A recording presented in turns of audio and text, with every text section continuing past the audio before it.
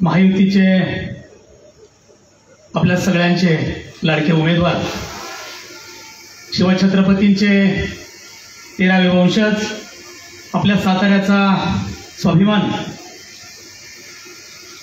खासदार श्रीमंत छत्रपती उदयनराजे भोसले आदरणीय महाराज साहेब यांच्या प्रचाराच्या निमित्तानं व्यासपीठावर उपस्थित असणारे खासदार श्रीमंत छत्रपती उदयनराजे भोसले आदरणीय महाराज साहेब, आमचं दैवत सातारा जावली विधानसभा मतदारसंघाचे लाडके आमदार श्रीमंत छत्रपती शिवेंद्रसिंहराजे भोसले आदरणीय महाराज साहेब, आमचे मार्गदर्शक आणि तालुक्याची मुलूक मैदानी तोफ, आपल्या तालुक्याचा आशास्थान आदरणीय वसंतरावजी मानकुमरे भाऊ, आदरणीय सुनील तात्या काटकर, मेढा नगरीचे माजी नगराध्यक्ष पांडुरंग बापू कांतीभाई, भाजपचे तालुकाध्यक्ष श्री हरीजी गोळे, आदरणीय देशपांडे साहेब, हनुमादादा, आमचे मार्गदर्शक आणि आमचे मित्र कृषी उत्पन्न बाजार समितीचे सभापती आदरणीय जयदीपराव शिंदे, समीरभाई अत्तार, सागरजी धनावडे, व्यासपीठावर बरीचशी मान्यवर मंडळी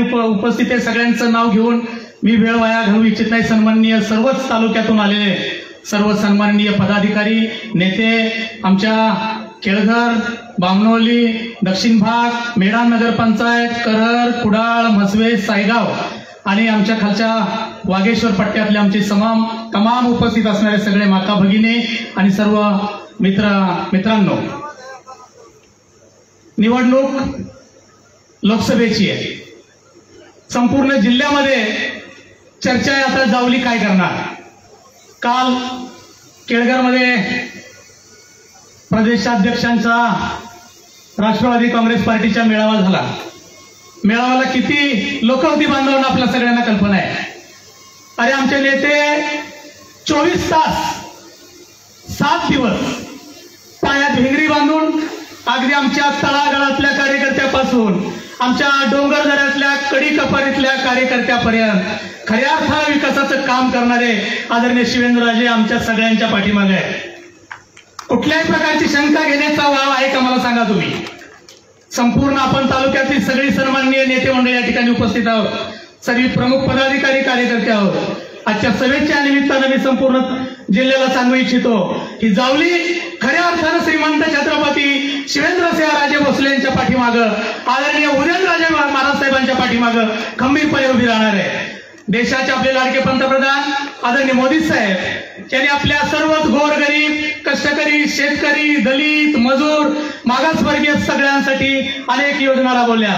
त्या योजनांच्यासाठी आमचा खासदार खऱ्या अर्थानं सातारा जिल्ह्यामध्ये प्रचंड बहुमताने निवडून जाऊन आदरणीय मोदी साहेबांना पंतप्रधान बनवण्याला त्या ठिकाणी सातारा जिल्ह्यातून हात वर करेल अशी शपथ या निमित्तानं आम्ही संपूर्ण जावलीकर घेतो. हात उंचावून सगळ्यांनी कृपया सगळेच मंडळी, कुठल्याही प्रकारच्या भ्रमात कुठलाही कार्यकर्ता राहणार नाही अशी विनंती मी सगळ्या कार्यकर्त्यांना करतो. दिवस वेगळे, 10 वर्ष डुंकून बघायचं नाही. निवडणूक लागली की जावलीचा स्वाभिमान सांगायचा. अरे खऱ्या अर्थानं आमचा स्वाभिमान हा राजगादीशी आहे, आदरणीय शिवेंद्रराजेंशी आहे, आदरणीय उदयन महाराजांशी आहे. कुठल्या प्रकारचा स्वाभिमान. अरे आमच्या विकास कामासाठी आमचे महाराज आम्हाला कुणाच्याही दारात पाठवत नाही. कशासाठी शंका घ्यायची. कार्यकर्त्यांनी सांगायचं नाही तिकडं असं झालंय, तिकडं तसं झालंय, या ठिकाणी असं झालंय आणि जावलीतली जनता आम्हाला 80% मतदान करणार. कुठलं लॉजिक आहे. अरे तुम्ही फॉर्म भरला, त्या फॉर्म मध्ये सुद्धा पत्ता तुम्ही कोरेगावचा लिहिता, त्याला तुम्ही जावलीचा पत्ता का लिहित नाही. तुम्ही खऱ्या अर्थानं गेल्या 10 वर्षापासून कोरेगाव वासीय झालेला आहात. ही जावली आदरणीय शिवेंद्रराजेंच्या पाठीमागं, आदरणीय उदयन महाराजांच्या मागं आणि भारतीय जनता पार्टीच्या पाठीमागं भक्कमपणे उभी आहे असं या निमित्तानं मी आपल्या सगळ्यांना आश्वासित करू इच्छितो. आमचे सगळे तरुण बांधव, सर्व माता भगिनी आणि आमचे सर्वच मावळे आजपासून खऱ्या अर्थानं कामाला लागून या जावली तालुक्यातून प्रचंड मताधिक्यानं मला वाटतंय सुरुचीवर बैठक घेतली आदरणीय महाराज साहेबांनी देवेंद्र फडणवीस साहेबांना शब्द दिलाय. सातारा आणि जावली विधानसभा मतदारसंघातून आपण 70,000चं लीड आदरणीय उदयन महाराज साहेबांना द्यायचंय. माझी विनंती आपल्या सगळ्यांना आहे. विकास कामं, आपल्या सगळ्यांचं हित बघायला आदरणीय महाराज साहेब सक्षम आहेत. आपलं कर्तव्य आजपासून आपलं गाव, आपली वाडी वस्ती, शेजारची गावं आपल्याला पिंजून काढायची आहेत आणि दाखवून द्यायचंय खऱ्या अर्थाने ही जावली आदरणीय महाराज साहेबांच्या पाठीमागे भक्कमपणे उभी आहे. येत्या 7 तारखेला आपण सगळी मंडळी कमळाच्या समोरचं बटन दाबून आदरणीय उदय महाराजांना प्रचंड बहुमताने विजयी कराल. यात कुठल्याही प्रकारची शंका कुठल्याही जावलीकराच्या मनामध्ये नाहीये. याचं मला विशेष प्रकारचा अभिमान आहे. जे जे करायला लागेल आपल्या सगळ्यांना, मुंबईवरून मतदान आणायला लागले, आपल्या गावातले मतदार सगळे आणायला लागले, एक सुद्धा मतदान आपलं राहणार नाही आणि प्रचंड मताधिक्यानं आदरणीय शिवेंद्रराजेंचा शब्द आपण या निमित्तानं खरा करूया असा सगळ्यांना विनंती करतो आणि माझे 2 शब्द संपवतो. जय हिंद, जय महाराष्ट्र. आज आपल्या सर्वांना संबोधित करण्यासाठी आपल्या लोकसभेचे सन्माननीय उमेदवार माननीय छत्रपती माननीय उदयनराजे भोसले साहेब, त्याचबरोबर त्यांचे छोटे बंधू आपल्या तालुक्याचे सन्माननीय आमदार माननीय शिवेंद्रराजे भोसले साहेब, व्यासपीठावर उपस्थित सर्व मान्यवर आणि बंधू भगिनींनो, आपल्या सर्वांना कल्पना आहे देशाच्या कानाकोपऱ्यामध्ये आज लोकसभेच्या निवडणुका चाललेल्या आहेत. काही ठिकाणी चंद्रपूर असेल, नागपूर असेल, या ठिकाणी मतदान झालं. आता दुसऱ्या टप्प्यातल्या मतदानाची वेळ आलेली आहे. गुजरात असेल, उत्तर प्रदेश असेल, उत्तर प्रदेशमध्ये तर योगींचा डंका आहे. तिथं प्रचंड असं बहुमत आपल्याला मोदी साहेबांना मिळणार आहे. आपल्याला कल्पना असेल भाजपचा लोकसभेचा पहिला उमेदवार सुरतमधून, गुजरातमधून बिनविरोध निवडून आला आणि हे खऱ्या अर्थानं आता आपल्या सर्वांच्या वतीनं एक शुभ असा हा दिवस आहे. आपल्याला सर्वांना कल्पना आहे बांधवांनो, या महाराष्ट्राचं नेतृत्व करण्याचं काम यशवंतराव चव्हाण साहेबांनी केलं, या सातारा जिल्ह्याने केलं. केंद्रामध्ये त्यांनी नेतृत्व केलं, परंतु कधी आपल्या या महाराष्ट्राला पंतप्रधान होण्याची संधी मिळाली नाही. कारण आपण एकत्रित नसल्यामुळं उत्तर प्रदेशमध्ये जास्त त्या ठिकाणी खासदारांची संख्या आहे, गुजरातमध्ये संख्या आहे आणि म्हणून आज मोदी साहेबांनी खऱ्या अर्थाने या देशाचं नेतृत्व मोठ्या प्रमाणात केलेलं आहे. 24 तास देशाच्या हितासाठी, देशाच्या रक्षणासाठी काम करणारं मोदींचं नेतृत्व आज आपल्याला या देशाला मिळालेलं आहे. अनेक पंतप्रधान होऊन गेले, परंतु मोदींचा एवढा प्रचंड विकास या देशामध्ये अजूनही कुणी पाहिला नव्हता. तुम्ही कदाचित काही लोक फिरत असतील, पण मी प्रत्येक राज्यामध्ये जातो. उत्तर प्रदेशला माझं तर मथुरेला काम चालतं, जिथं कृष्णाचा जन्म झाला आणि अशा परिस्थितीत तिथं सुद्धा मोठ्या प्रमाणामध्ये आता औद्योगिक क्रांती झालेली आहे.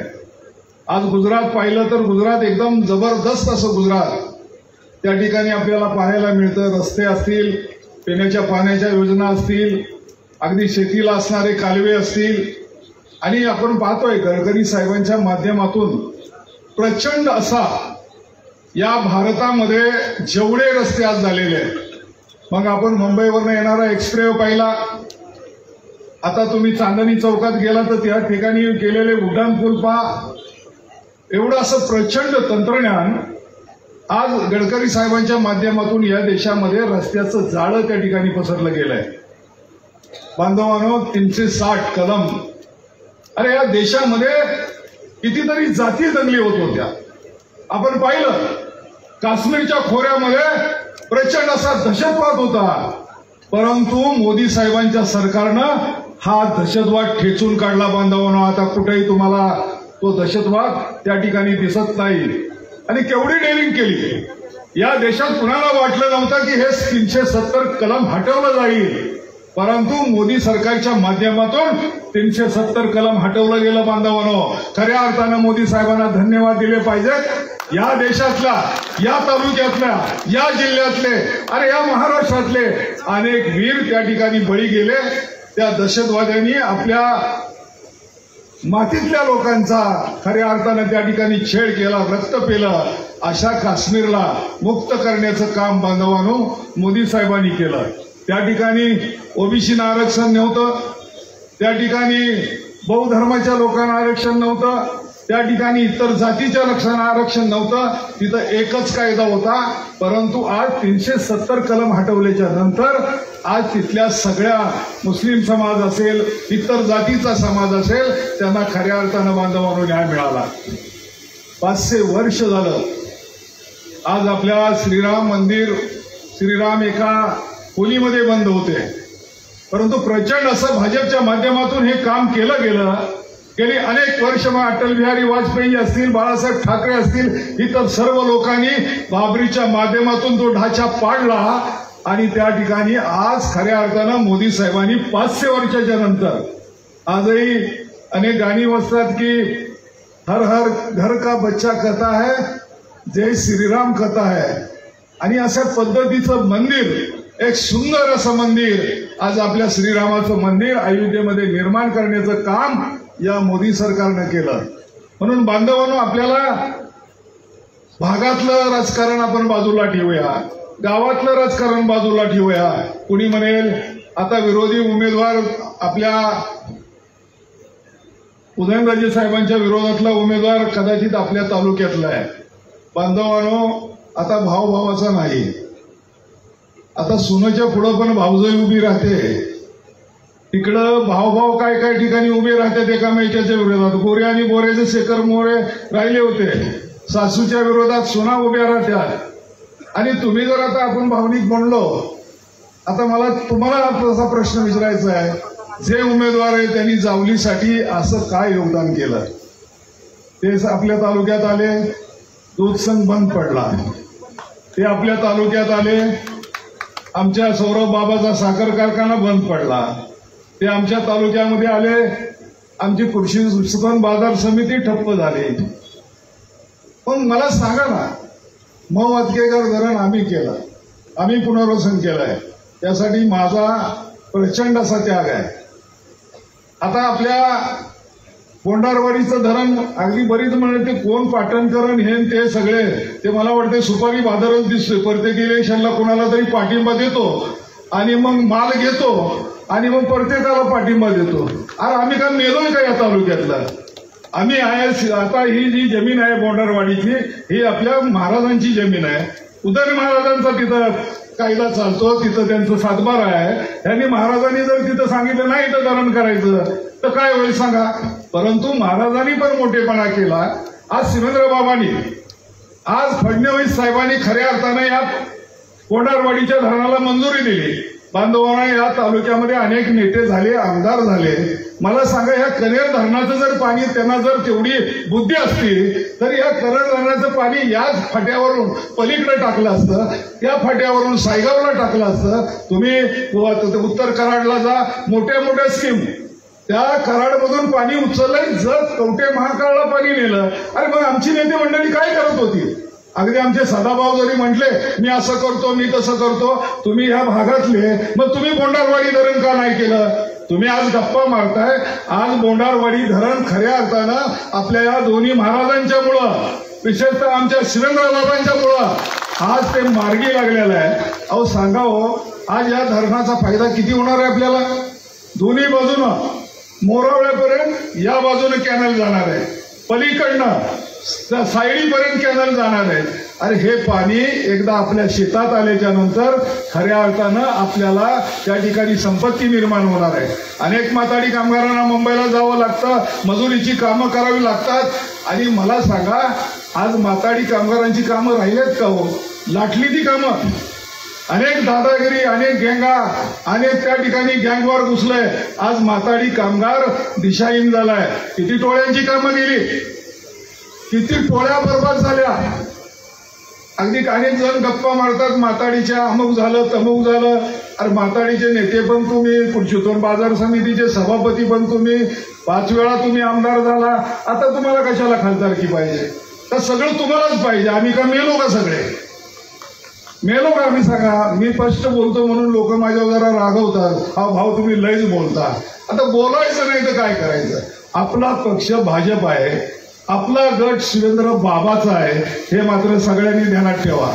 नाही तर इकडं बी नवरा तिकडं बी नवरी, तिकडं बी गाड्या जात्यात आणि तिकडं बी गाड्या जात्यात. असा धंदा आपल्याला नको. मी सुद्धा 2 वेळा लोकसभा लढलो. मला सुद्धा शिंदे साहेबांनी मदत नाही केली. माझ्या विरोधातच त्यांनी काम केलं. उलट माझ्या भावाला मारलं, बायकोला मारलं. हे मोठे महाराज यांची आई स्वतः माझ्या त्या दवाखान्यामध्ये स्वतः बघायला आल्या होत्या. आणि मी तर मोठ्या महाराजांचा बाबा, तुमच्यापेक्षा मी जुना मित्र आहे त्यांचा. आमचं युतीचं राज्य होतं, ते महसूल मंत्री होते, तेव्हा मी लोकसभेचा उमेदवार होतो. त्यांच्या आईने माझ्यासाठी बामनोलीमध्ये सभा घेतली, माझ्यासाठी पाचगणीमध्ये सभा घेतली. म्हणून महाराज साहेब, आपल्या सगळ्यांचं नातं एक आहे. आणि बांधवांनो सांगा, अरे साऱ्या महाराष्ट्राला अभिमान आहे, साऱ्या देशाला अभिमान आहे छत्रपती शिवाजी महाराजांचा. योगी सुद्धा या महाराष्ट्रात येऊन छत्रपती शिवाजी महाराजांचं गुणगान गातात. मोदी सुद्धा या महाराष्ट्रात येऊन आपल्या युद्धनीती, महाराजांचं कौशल्य, अरे महाराजांनी जो पराक्रम केला या देशामध्ये, या महाराष्ट्रामध्ये, अरे त्यांचे वंशज आपले उदयनराजे भोसले आहेत. मग त्यांना मतदान द्यायचं नाही तर कुणाला द्यायचं? सांगा ना. आपण आपला ढाचा बदला, आपण भावनिक बदलू नका. लढाई ती लढाई. मग कोणी म्हणणार नाही ठीक आहे आपण बघू, मागणं असं करू, तिकणं तसं करू. हा धंदा आपल्याला नको. आपलं शिवेंद्रराजे भोसले यांनी जे प्रचंड काम केलंय, अगदी तुम्हाला माझा प्रश्न आहे, भागोजी पाटलाच्या गावात जा, बघा रस्ता तो कुसंबी वरनं पलीकडे जा, ते रस्ते बघा. वरनं तो राजघाट आहे, ते रस्ते बघा. अरे तुम्ही या जयदीपच्या गावामधनं आता सायगावला जाणारा रस्ता शिवेंद्र बाबांनी बनवला. या दऱ्यावरनं जाणारा होमगावला शिंदे साहेबाच्या गावातला रस्ता शिवेंद्र बाबांनी बनवला. आज हा प्रचंड मोठा रस्ता. तुम्हाला कल्पना आहे आज काय होणार आहे या जावलीचा? जसा आता बाबांनी यांनी जो सातारा महाबळेश्वर रस्ता केला, दोन्ही बाजूनं हॉटेलांची निर्मिती झाली, दोन्ही बाजूनं त्या ठिकाणी वेगवेगळे उद्योग आले, अनेक ठिकाणी छोटे छोटे आता त्या ठिकाणी कारखाने चालू झाले. आणि बांधवांनो, तुमच्या आमच्यासाठी एक मोठा असा प्रकल्प आता होतोय की पाचवड पासून तो आपल्या एकनाथ शिंदेच्या गावातून तो रस्ता आता आपल्या रत्नागिरीला जोडला जातोय. हा रस्ता 4 फूट होणार आहे. हा रस्ता जवळजवळ या पाचवड पासून या ठिकाणी सिमेंटचा रस्ता होणार आहे. आज आपण या मेढ्यामध्ये गेला, जो रस्ता झाला, आज मेढा सुशोभित झाला.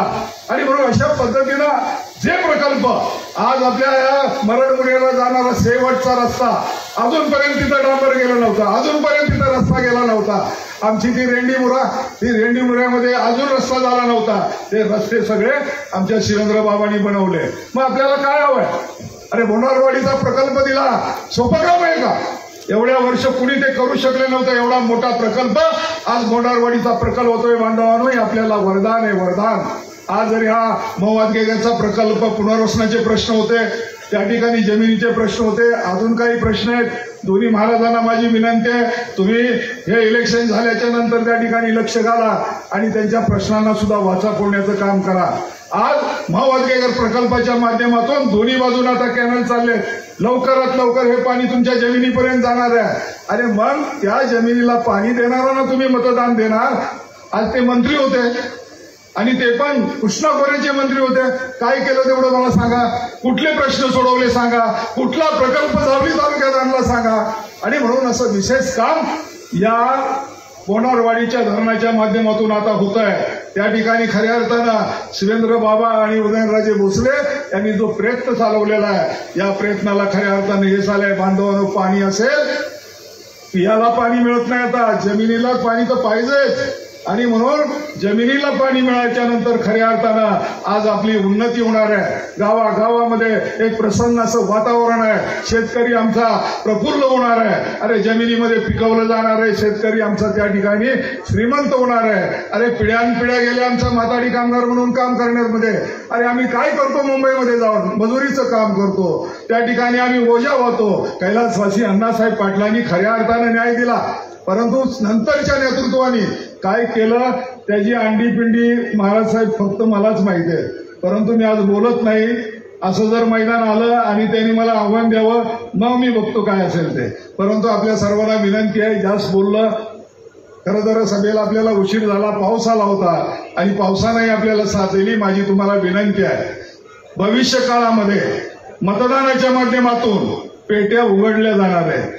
त्या पेटीमध्ये बामणोलीला एवढी कामं शिवेंद्रबाबांनी दिली. मग बामणोलीचं मतदान किती होणार आहे ते आपल्याला कळणार आहे. रुईगरमध्ये किती मतदान होणार आहे ते आपल्याला कळणार आहे.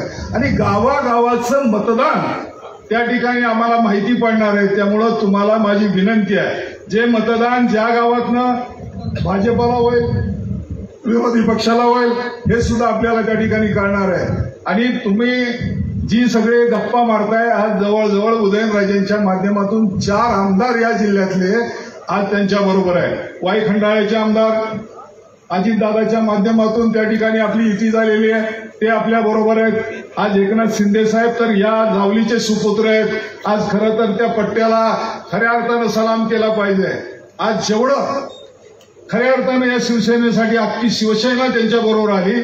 एक आमच्या जावलीतल्या माणसानं क्रांती केली आणि आमचा जावलीचा माणूस या महाराष्ट्राचा मुख्यमंत्री झाला त्याचा आपल्याला अभिमान आहे.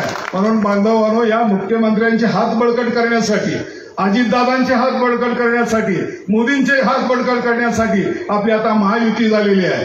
त्यामुळं महायुतीचा धर्म आपल्याला सर्वांना पाळायचा आहे. शंभूराज देसाई पाटणमधनं त्या ठिकाणी प्रचंड असं लीड देणार आहे. तुम्ही कुणी अशा आवेशात राहू नका की नेमकं काय होणार आहे. काय होणार आहे उदयनराजेच निवडून येणार आहे ते मी तुम्हाला सांगतो. म्हणून आपली जावली कुठं मागं राहता कामा नये. जावलीतनं लीड पडलं नाही. जावलीतनं महाराज हे जावलीचे आहेत. या जावलीवर आपला प्रतापगड कुठं आहे आपल्या जावलीमध्ये. ज्या छत्रपती शिवाजी महाराजांनी क्रांती केली तो प्रतापगड आपल्या जावलीमध्ये आहे. हे महाबळेश्वर आपल्या जावलीमध्ये आहे. त्यामुळं आपण सर्वांना माझी विनंती आहे की उदयनराजे भोसले यांना आपण सर्वांनी मोठ्या संख्येनं आणि चांगल्या मताने त्यांना निवडून आणायचं आहे. महाराज आमचा मधल्या काळामध्ये संघर्ष झाला. महाराजांची चूक नव्हती. महाराजांच्या पाठीमागचा माणूस एक आमच्यावर धावून आला. पण आम्ही बी काही कमी आहे का मग धडाधडा दगडी टाकल्या. परंतु महाराजांचा तिथं काही संबंध नव्हता. महाराज पुढे गेले ते निघून. पण ह्या घटना होतात. पण त्या घटना कुणामुळे घडल्या ह्यांच्या बाजूने असणाऱ्या बगलबच्च्यामुळे. ते बगलबच्चे महाराज साहेब आता आहेत का. आता योगेश गोळे तुमच्यावर आहेत का. तुम्हाला तिथं आणणारी लोक आहेत का.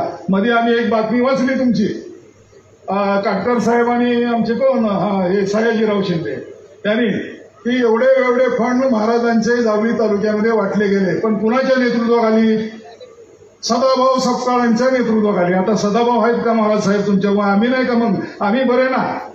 आम्ही छाती डोकून तुमच्या बरोबर आहे ना. सांगा ना मला तुमच्यावर आता तुमचे मग आता आम्ही दादा पण दिसत नाहीत अजूनही. तुमची बाकीची मंडळी दिसत नाही. आम्ही दादाला तर तुम्ही काय उचललं होतं. अरे बापरे आमदारच करणार होता त्यांना बाबाच्या विरोधात. म्हणून बंधनं असो बाबा हे आमचे आमदार सरळ साधे सोपे एकदम सज्जन आणि खूप चांगले असे आमदार आपल्याला मिळाले आहेत. आमदार आणि आमचं खऱ्या अर्थानं आमची मैत्री आहे. तुमची आमची मैत्री आहे. सर्व बंधू भगिनींना माझी विनंती आहे मोदी ह्या देशाचं नेतृत्व करताय. या देशासाठी हे मत भाजपला द्या. कारण खऱ्या अर्थानं काँग्रेसना तर 40 वर्षात काय करता आलं नाही जेवढं काम मोदींनी या देशामध्ये केलंय. आणि म्हणून माझ्या बांधवांनो सगळे सुशिक्षित सगळ्या महाराष्ट्रातले देशातले कोणी काय म्हणलं तरी या महाराष्ट्रामध्ये महायुतीचेच उमेदवार निवडून येणार आहे. कुठेही काय वाजू दे आणि कुठेही ढुलकं वाजू दे काही होणार नाही. अगदी बारामतीत सुद्धा सुनेत्रा वहिनीच त्या ठिकाणी निवडून येणार आहे. तुम्ही ध्यानात ठेवा. साहेबांनी काय बी आता ताकद लावू दे. साहेबांचं आता काय होणार नाही. साहेबांनी सुद्धा बरीच घरं फोडली बऱ्याच घरातनी भांडणं लावलीत आणि साहेबांनी एवढं नाही तर सोनिया गांधी परदेशी आहे म्हणून साहेबांनी सुद्धा काँग्रेस फोडलीच ना. साहेबांनी काँग्रेस फोडलीच ना. मग साहेबांना तरी आता काय अधिकार सांगायचा आहे की आमचा पक्ष ह्यांनी फोडला, आमचा पक्ष त्यांनी चोरला. अरे चोरस्तवर तुम्ही एवढे गाफील कुठं राहिला होता? किती राजकारणामध्ये मग तुम्ही काय केलं म्हणायचं? आज उद्धव ठाकरेंचे सुद्धा उमेदवार आहेत. काय उमेदवार आहेत? किती ताकदीचे उमेदवार उभे केलेत? सगळे उमेदवार पडणारे. आम्ही तर त्यांचे दोस्त होतो, त्यांचं नेतृत्व आम्हाला होतो. आम्ही आमची 2दा काशीत घातली, जिरवून घेतली लोकसभेला स्वतःचा पैसा घालून. तर आमच्यावर बाबा दोन्ही महाराज साहेब आता आमच्यावर लक्ष ठेवा. एखादं महामंडळ दोघं बोलला तर मला मिळेल ना. तर मोठे महाराज साहेब ही तुमची जबाबदारी आहे. मला मोकळं ठेवायचं नाही. मला मोकळं ठेवलं की तुम्हाला त्रास झाला म्हणून सांगा.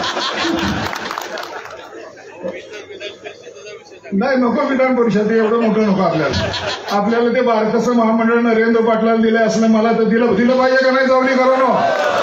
हा मग आता ती मोठ्या महाराजांनी बारक्या महाराजांची जबाबदारी त्यांना बहुसंख्येनं बाबा तुम्ही मी सगळ्यांना कचकून सांगा नीट एवढं काम केलंय तिथं कुठं हे नको. आणि तुम्ही जरा फिरा आणि जरा रसद पुडवा, जरा तिजोऱ्या खोला की दोघांनी मी राजांनी एवढ्या तिजोऱ्या आहेत ते काटकर साहेब चंगूस आहेत ते कुठे गेले? ते नुसते महाराजावर फिरतात. आणि इथं काहीच आम्हाला अजून यंत्रणा नाही, गाड्या नाहीत, काय नाही तुमच्याकडं. बरं बीजेपी एवढी श्रीमंत पक्ष, केवढा पैसा बीजेपीकडे आहे. मग त्यात कुठं जर कमी पडला मग आम्हाला दोष लावू नका तुम्ही दोघं बी. आम्ही आजच तुम्हाला सांगतोय सगळ्यांच्या पुढं उद्यापासून आम्हाला गावागावात जायचंय, फिरायचंय, जेवण करायचे. माझ्या इथं आता कार्यालय इथंच करतोय वसंतगडावर. आणि वसंतगडावर सकाळची संध्याकाळची व्यवस्था आम्हाला सगळी तुम्ही करायची आहे. आम्ही सगळ्यांना खुश ठेवणार आणि वातावरण करणार, वातावरण बदणार आणि तुम्हाला आम्ही लीड देणार. जय हिंद, जय महाराष्ट्र. माऊंनी आणलं सगळ्यांना लाईनीवर बरोबर. कारण माऊंचं झाल्याशिवाय लोकांना असं कार्यक्रम झाल्यासारखा, सभा झाल्यासारखी वाटत नाही जावळी. आज लोकसभेच्या निवडणुकीच्या प्रचारार्थ महायुतीचे उमेदवार श्रीमंत छत्रपती उदयनराजे भोसले यांच्या प्रचारासाठी आणि येणाऱ्या 7 तारखेला होणाऱ्या मतदानामध्ये आपल्या ऐतिहासिक जावळी तालुक्यातून त्यांना प्रचंड मतांनी निवडून देण्यासाठी आज आपण सगळेजण इथं निर्धार करायला एकत्र सगळेजण जमलोय. आज आपल्याला सगळ्यांना माहित आहे की उदयनराजे हे महायुतीचे आणि भाजपच्या कमळ या चिन्हावर ही लोकसभेची निवडणूक लढवत आहेत. आणि या निवडणुकीमध्ये कमळाच्या समोरचं बटन दाबून आपल्याला उदयनराजेंना मोठ्या मताधिक्यानं आपल्या जावळी तालुक्यातनं निवडून द्यायचंय. त्यांना पूर्ण ताकद आपण आपली जी आहे ती त्यांच्या मागे उभी करायची आहे. हा निर्धार करून इथून आपण घरी जायचंय आणि कामाला लागायचंय. त्याच्यासाठी खरं म्हणजे आज आपण सगळेजण इथं एकत्र आलोय. आत्ताच आपल्या सगळ्यांना ज्यांनी मार्गदर्शन केलं ते आपले मार्गदर्शक आणि जावळी तालुक्याचे नेते, जिल्हा बँकेचे माजी संचालक आपले वसंतराव भाऊ मानकुमरे, त्याचबरोबर जिल्हा बँकेचे विद्यमान संचालक ज्ञानदेवजी रांजणे, शिवसेनेचे अध्यक्ष मान्य एकनाथजी ओंबळे, आपल्या प्रतापगड कारखान्याचे चेअरमन मान्य सौरभ बाबा शिंदे, मान्य जयदीपजी शिंदे मार्केट कमिटीचे चेअरमन, त्याचप्रमाणे मान्य पांडुरंग बापू जवळ आपल्या मेळा नगर पंचायतीच्या अध्यक्ष कांतीबाई, आपले विठ्ठल देशपांडे, आमचे भारतीय जनता पार्टीचे तालुका अध्यक्ष श्रीहरी गोळे, त्याचप्रमाणे हनुमंतराव दादा, सयाजीराव शिंदे, सगळेच आपले मनसे, त्याचबरोबर आरपीआय आठवले गट, आरपीआय कवाडे गट, राष्ट्रवादी आणि शेतकरी संघटना, हे सर्व याचे पदाधिकारी स्टेजवर बसलेले सगळेच कांती तुकाराम तात्या आहेत, विकास देशपांडे आहेत, आपल्या दुधानी ताई आहेत, आपल्या लोखंडे ताई आहेत, महिला अध्यक्षा भाजपच्या, त्याचबरोबर सगळेच आता सर्व तोलामोलाचे वेळ झालाय. परत एखाद्याच्या आपले शिवसेनेचे मान्य तरडे साहेब आज इथं उपस्थित आहेत. सगळ्यांचेच नामोल्लेख परत कुणाचा राहिला तरी होतं, पण सगळेच स्टेजवरील सर्व मान्यवर, आपल्या सागर धनोडे सगळ्यांचंच मी या निमित्तानं स्वागत करतो. आपण सुद्धा समोर बसलेले आप्पा समोर आहेत, विजयप्पा आहेत, इंदुराव तळले आप्पा आहेत, अजय शिर्के, आपले शिर्के आप्पा आहेत, सगळेच. त्याचबरोबर प्रकाश भाऊ आमचे मागं बसलेत, भोसले प्रकाश भाऊ आहे ना, प्रकाश भाऊ भोसले बसलेत त्यांचं. त्याचबरोबर संदीप, सगळेच आता अण्णासाहेब चव्हाण अण्णासाहेब आहेत, सर्व संदीप परामणे. कुणाकुणाची नावं घेऊ आणि कुणाचं राहील घोटाळा नको. आपले आणेवाडी सर्व मंडळी आलेत, पाटील आलेत. पाटील यात्रेला दिसला नाही त्या दिवशी, म्हटलं त्या दिवशी काय दादांचं तुमचं वाजलंय का काय माहित नव्हतं मला एका दिवसापुरतं. पण दादा पाटील वगैरे, अंकुशराव, बाळासाहेब निकम, रवी परामणे, कुठे आहेत रवी परामणे? सगळ्यात मागं आज रवी परामणे, आपले मोहनराव अण्णा, हरिभाऊ, रामभाऊ सगळेच आज इथं आहेत. आपले करुण जोशीचे, मामोलकर साहेब, सगळ्यांचंच मी या ठिकाणी स्वागत करतो. आणि एखादं नाव राहून गेलं असेल तर आताच दिलगिरी व्यक्त करतो. आज आपण लोकसभेच्या निवडणुकीसाठी बंधू आणि भगिनींनो आज इथं एकत्र जमलोय. आज आपल्याला सगळ्यांना एक लक्षात घेतलं पाहिजे की ही निवडणूक देशाच्या हिताची, देशाच्या प्रगतीची आणि लोकसभेची निवडणूक आहे. ही निवडणूक आपली स्थानिक निवडणूक नाही आहे. या निवडणुकीतनं भारताचं नेतृत्व कोण करणार आणि भारताची पुढची वाटचाल कुणाच्या हातामध्ये आपण देणार, हा निर्णय भारतीय नागरिक म्हणून, मतदार म्हणून आपल्याला सगळ्यांना घ्यायचा आहे.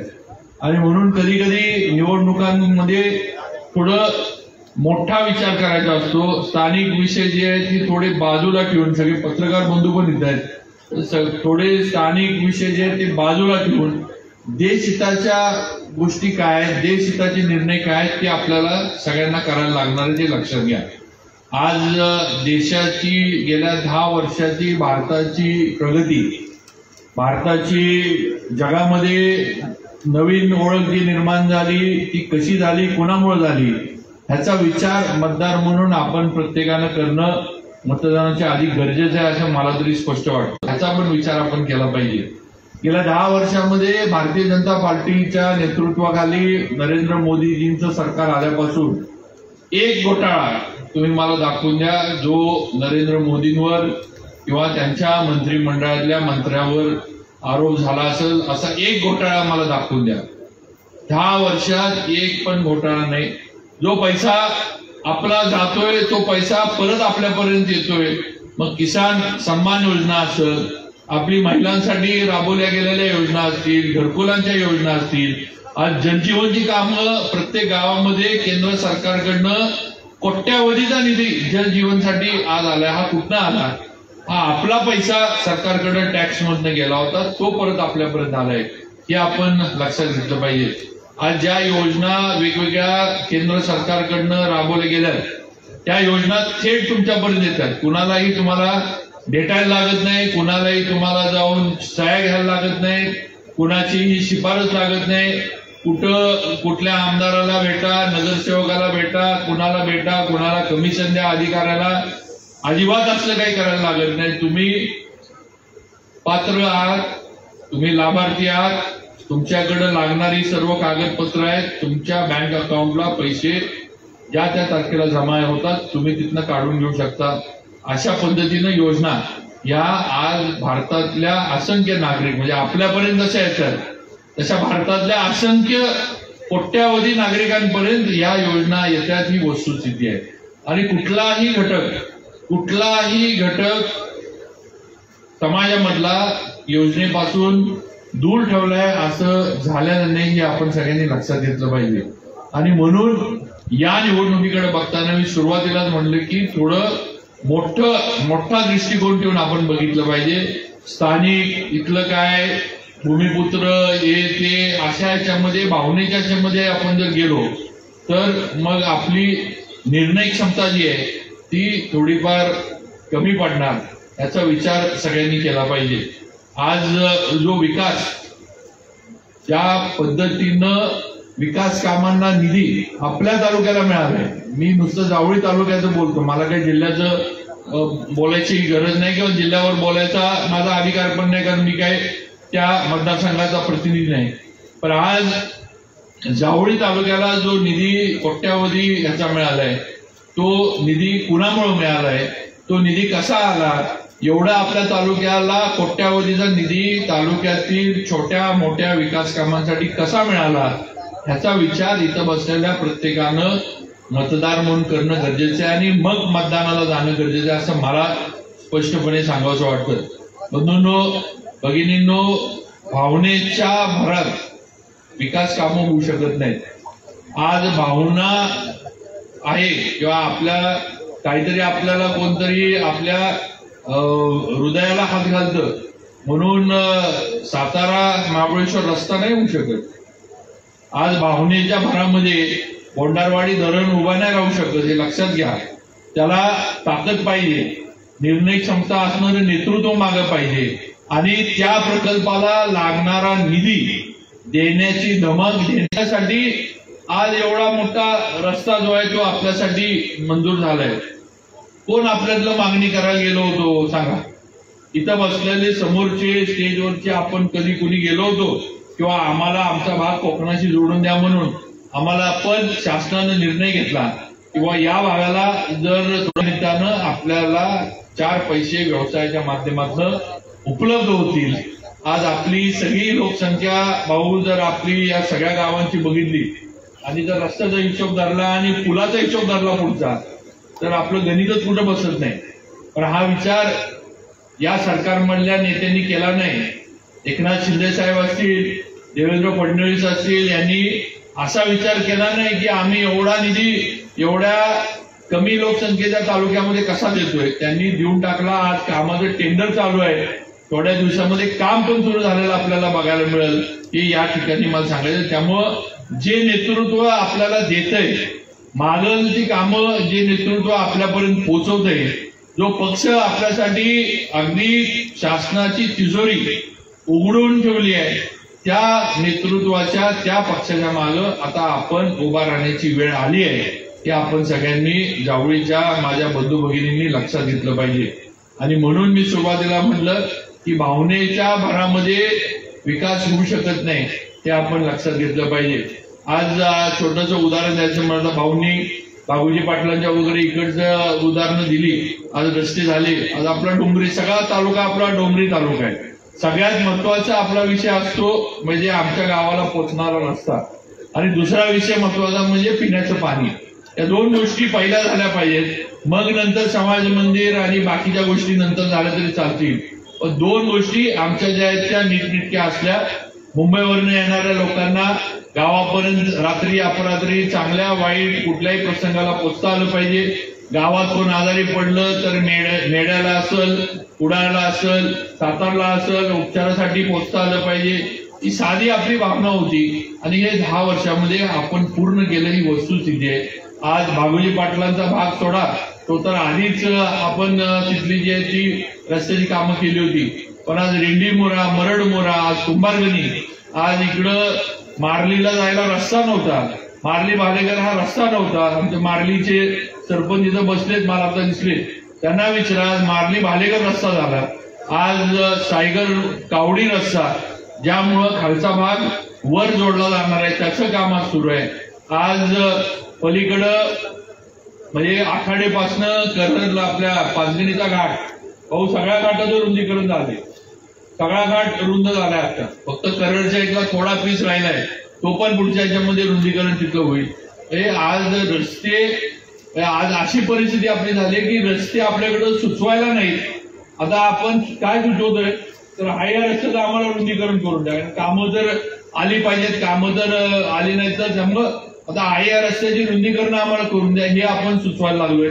अशी आपल्या इथली विकास कामांची परिस्थिती आहे. एवढी विकास कामं या तालुक्यामध्ये झाली. मेढा दक्षिण भाग जो म्हणतो आपण, आज मेढा दक्षिणचं तुमच्या वेळे कामतीपासून आपल्या ह्याच्यापर्यंत म्हणजे माथ्यापर्यंत सगळा रस्ता झाला. आधी थोडं लोकांना वाटत होतं की माथ्यापर्यंत रस्ता होईल का नाही, अर्धवट होतोय का काय, पण आज माथ्यापर्यंत पूर्ण रस्ता मेढा दक्षिण भागातला झाला. ही वस्तुस्थिती तुम्ही आता जरी गेला तरी तुम्हाला बघायला मिळेल. आज मेढा नगरपंचायतली कोट्यावधीची जी कामं झाली, जे सुशोभीकरण बघतोय आपण, ते कशातनं झालं? ते भाजपनं पैसे दिले. आज पक्ष नेतृत्वानं आपल्याला साथ दिली म्हणून ही कामं मेढा शहरातली झाली. आज मेढ्याचं सुशोभीकरण झालं. आज मेढ्यात आल्यानंतर मला नाही वाटत मुंबईवाल्यांना कुठं वेगळीकडे आल्यासारखं वाटत असेल. आज एवढ्या मुंबईपेक्षा पण चांगल्या गोष्टी आपण तिथं थोड्याफार करू शकलोय, ही वस्तुस्थिती आहे. आज ते झालं. आज लोक म्हणतात की भाजप मुस्लिमांच्या विरोधात आहे. आज याच भाजपच्या माध्यमातून आपल्या कब्रस्तानचं काम झालेलं आहे. माझ्या मुस्लिम समाजाच्या कब्रस्तानचं काम, त्यांचं कब्रस्तानची सगळी संरक्षक भिंती आहे ती मेढ्याची पण आणि कुडाळची पण आपण भाजपकडनंच बापू पैसे आणून पूर्ण केली. भाजप हे मुस्लिमांच्या विरोधात नाही. मुस्लिमांची कामं, मुस्लिम समाजाची कामं अडवायचं किंवा करायची नाहीत अशी अजिबात भारतीय जनता पार्टीच्या पक्ष नेतृत्वाची भूमिका नाही. आज मेढा मुस्लिम समाजाच्या कब्रस्तानला आज कोट्यावधीचा निधी हा शासनाकडनं उपलब्ध झाला. आज ते काम पूर्णत्वाला गेलं. आज मेढ्यासाठी वेगळी अजून आपण योजना पाणी पुरवठ्याची आता प्रस्तावित करतोय. साधारण 7.5-8 कोटीची ती योजना होईल. ती आता पुढच्या आचारसंहितेमध्ये आता अडकली आहे, पण ती परत आचारसंहिता झाली की मंजूर होईल. आज बोंडारवाडी धरण या आपल्या सगळ्या भागासाठी महत्वाचं आहे. आज बोंडारवाडी धरण जरी आज कुणी काय जरी म्हणत असलं तरी रांजणे साहेबांना माहित आहे, सागर दनोडे, हरिभाऊ मोहनांना सगळ्यांना माहित आहे. आज बोंडारवाडी धरण देवेंद्र फडणवीसांच्या एकतर पहिली गोष्ट, बोंडारवाडी धरण हे पूर्वी पाणी पुरवठ्याचं करायचं म्हणून ठरलं होतं, ते बदलण्याचं काम फक्त आणि फक्त देवेंद्र फडणवीसांनी केलं. आणि बोंडारवाडी धरण हे इरिगेशनचं करायचं, शेतीसाठी करायचं आणि त्यातनं पाणी पुरवठ्यासाठी लागणारं पाणी पुरवठा पिण्यासाठी द्यायचं. ही भूमिका देवेंद्र फडणवीसांनी, कृती समिती असेल, आमची सर्व इथली मंडळी असलेल्या सगळ्यांसमोर मुंबईमध्ये अधिवेशनाच्या काळात बैठक घेऊन घेतली आणि हा प्रकल्प इरिगेशनकडे गेला आणि इरिगेशन विभागाकडनं हा प्रकल्प करायचा हा निर्णय देवेंद्र फडणवीसांनी घेऊन दिला. ही वस्तुस्थिती आहे. आज बोंडारवाडी धरणाच्या जे काय अंतिम टप्प्यामध्ये जो काही विषय आलाय तो फक्त आपलं सरकार, एकनाथ शिंदे साहेबांचं सरकार आल्यानंतर या धरणाच्या सगळ्या कामाला आणि सगळ्याला चालना मिळाली. ही वस्तुस्थिती आहे, ही कोणी नाकारू शकत नाही. आणि म्हणून माझी विनंती आहे की लवकरच आचारसंहिता संपली की पुढच्या पण गोष्टी बोंडारवाडी धरणाबद्दलच्या ज्या आहेत ते पूर्णत्वाला जातील.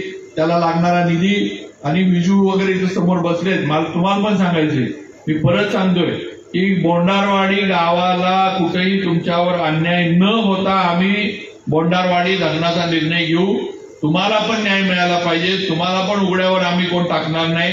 तुमचं पण जे काय पुनर्वसनाचे विषय येतील त्याला योग्य न्याय मिळाला पाहिजे. ही भूमिका आमची सगळ्यांची आहे.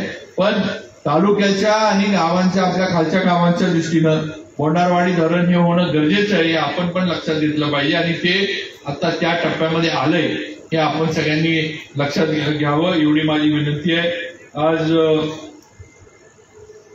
आज मऊ हगेकर धरणाची पण कामं अंतिमाच्यात आली. आज प्रतापगड कारखाना आपण सुरू केला. प्रतापगड कारखाना अजिंक्यतार आणि प्रतापगड मिळून आपण सुरू केला. आज म्हणजे खऱ्या अर्थानं शेतकऱ्यांना प्रतापगडचा ऊर्जित अवस्थेत हळूहळू का होईना पण येणार आहे. त्यामुळे आता आम्हाला धरणाचं पाणी हे तातडीनं आमच्या शिवारामध्ये मऊ हगेकरचं आलं पाहिजे, ही भावना सगळ्यांच्या मनामध्ये निर्माण झाली. ही वस्तुस्थिती आहे. आज हा करार करण्यामध्ये सुद्धा आम्हाला डीपी प्लॅन जो आला होता तो विषय गरम केला होता की गरिबांच्या सगळ्या जागा इथं घेतल्या गेल्यात आणि सगळ्यांवर, पण आज तो पण विषय आपण सगळ्यांना बरोबर घेऊन आपण तो विषय संपवला. आज डीपी प्लॅनचे पण रिझर्वेशन जे आहे ते ज्यांच्या याच्यावर चुकीचे पडले होते ते आपण उठवायला लावले, ते उठले. काही ठिकाणी जिथं गरजेचे आहेत ते सरकारी जमिनींवर आपण डीपी प्लॅनचे ठेवले. ही वस्तुस्थिती आहे, हे आपण पण सगळ्यांनी लक्षात घेतलं पाहिजे. आज सांगण्याचा हेतू काय तर मेढा हे शहर व्हायला लागलंय. मेढा हे आता ग्रामपंचायत, नगरपंचायत नाही तर मेढा हे शहर झालेलं आहे आणि मेढ्याची वाटचाल ही शहराच्या दृष्टीनं चालू आहे. त्यामुळे मेळा शहरवासियांनी पण आपटीची लोकसंख्या किती मोजून असेल म्हणजे मला वाटते 250 लोकसंख्या आपटी गावाची. मुंबईकर लोकांची मागणी होती किंवा आम्हाला ते तरापातनं वगैरे जायला लागतं, आम्हाला अडचण होती, आम्हाला पूल करून द्या.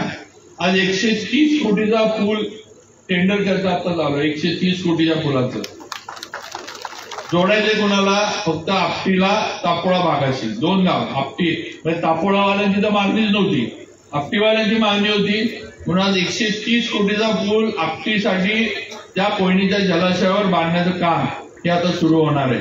त्यामुळं विकास कामाला गावात म्हणजे जे मी नेहमी सांगतो की गावाची लोकसंख्या, मतदान आणि कामाचा हिशोब पैशाचा असलं राजकारण आम्ही कधी केलं नाही ना भारतीय जनता पार्टीच्या कोणी केलं. ज्या मागण्या आपल्या तालुक्याच्या तिथं मांडल्या त्या मागण्यांना न्याय देण्याचं काम आज भारतीय जनता पार्टी, शिवसेना, एकनाथ शिंदे साहेब असतील, देवेंद्र फडणवीस असतील, अजितदादा असतील यांनी दिलंय. ही वस्तुस्थिती आहे. मग आता आपण सुद्धा निर्णय घ्यायची वेळ आली आहे की भावनेच्या भरामध्ये जाऊन आपल्याला चुकीचं काही करून चालणार नाही.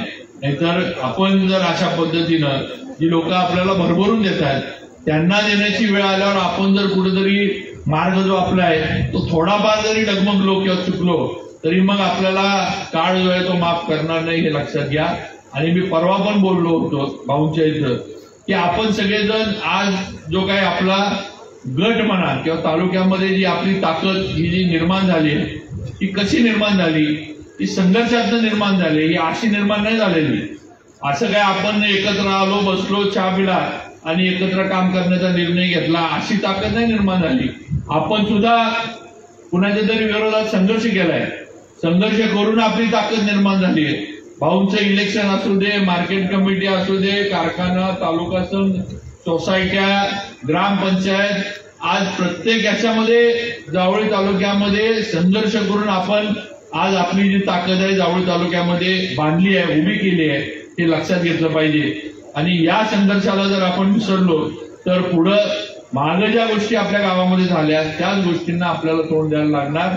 परत कोणतरी गावात ज्यांना आपण ताकदीनं विकास कामं करून ज्यांना आपण घरी बसवले ती परत येऊन तुमच्या डोक्यावर मेरे वाटणार हे लक्षात घ्या. हे सोपं नाहीये.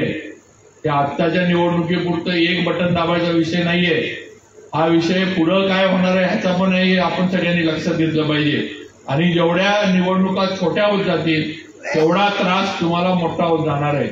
विधानसभेला येणार आहे त्यावेळेला पण ह्याचे परिणाम आपल्याला जर आपण कुठेतरी भावनेच्या भरात गेलो तर विधानसभेला याचे आपल्याला परिणाम सोसावे लागतील. विधानसभा झाली की जिल्हा परिषद पंचायत समितीला याचे परिणाम आपल्याला सोसायला लागणार आहे.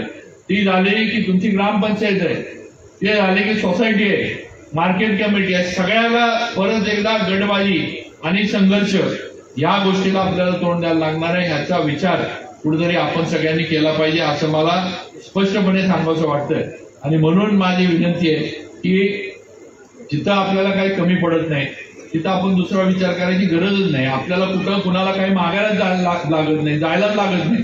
इथं बसलेल्या कुणी उभं राहून सांगावं की माझ्याकडे तुम्ही कामाला आला आणि मी तुम्हाला सांगितलं माझ्याकडे काम होत नाही, तुम्ही दुसरीकडे जावा. कुणीही सांगा की तुम्हाला कुठल्याही गावच्या सरपंचाला, माजी सरपंचाला किंवा कुणी गावातलं कुणी येऊ दे, तरुण मुलं येऊ देत, वडीलधारी येऊ देत, महिला येऊ देत, एकाला तरी असं सांगितलंय का बाबा हे काम मी करू शकत नाही, हे काम माझ्याकडे आणू नका, तुम्ही हे काम घेऊन दुसऱ्याकडे जावा. कधीही अशी परिस्थिती, असा प्रसंग तुमच्या कोणावर मी येऊन दिलेला नाही. ही वस्तुस्थिती आहे. आता मी माझ्या पक्षाच्या नेतृत्वाला आणि फडणवीस साहेबांना ज्यांना मी नेता मानतो त्यांना शब्द दिलाय की आम्ही जरी आमचा संघर्ष इथं उदयनराजांचा आणि आमचा होता, जरी साताऱ्यामध्ये आमचा संघर्ष अगदी टोकाचा होता, तरी पक्षाने निर्णय घेतल्यानंतर पक्षाबरोबर आम्ही ताकदीनं राहू. आणि आता हा दिलेला शब्द तुमच्या सगळ्यांच्या ताकदीवर आणि तुमच्या सर्व तुम्ही सगळे माझ्या मागे आहात. हा जावळी तालुका माझ्या मागे आहे म्हणून हा शब्द मी देऊन आलोय. आता माझा शब्द खरा करायचा का खोटा पाडायचा हे आता तुमच्या सगळ्यांच्या हातात आहे. आणि म्हणून माझी विनंती आहे की ह्या गोष्टीचा विचार सगळ्यांनी शांतपणे करा. आज स्वाभिमान बोललं जातं, मला मागं पण मी बोललोय की स्वाभिमान जावळीचा आपण कुणाला सांगतोय?